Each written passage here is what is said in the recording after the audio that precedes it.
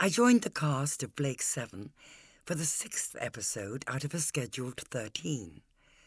I was to play Servalan, Supreme Commander of the Terran Federation, the enemy of Blake and his 7, and was contracted for the 1 episode. When I saw the costume design for my character, I was less than impressed. Jackboots, a safari suit and a helmet seemed a trifle obvious. And as I had arrived at the first rehearsal with very short hair and had been asked by the producer to retain it for the show, I looked at the designs and thought, teamed with this haircut, they might as well cast a man. So I suggested we go completely in the opposite direction, make her incredibly feminine, which would be the opposite of her character, and would create a tension that would make her dangerous. Fortunately, the idea was accepted, and so began a parade of some of the most outrageous costumes I have ever worn, before or since.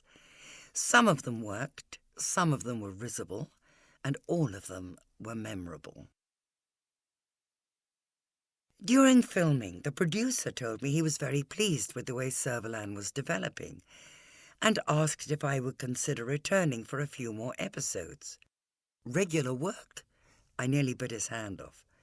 The few more episodes turned into a total of 29 over the 4 series.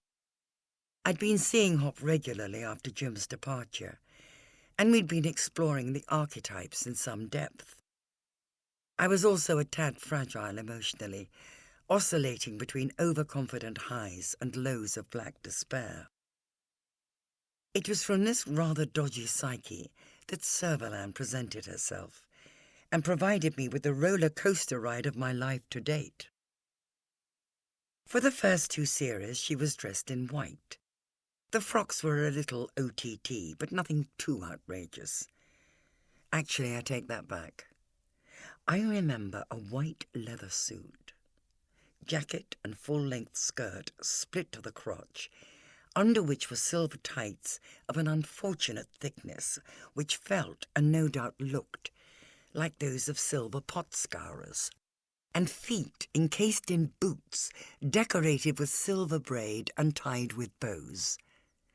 The braid edged its way all around the suit, including the large collar, which I wore up, and on top of my head was a wide-brimmed Spanish hat. What really worried me was that I made it work. But in Series 3, she evolves into another animal. The frocks become black, the makeup more vivid, the nails long and red, and her sexuality overt. Why? What caused that emphatic shift? Ah, therein hangs a tale.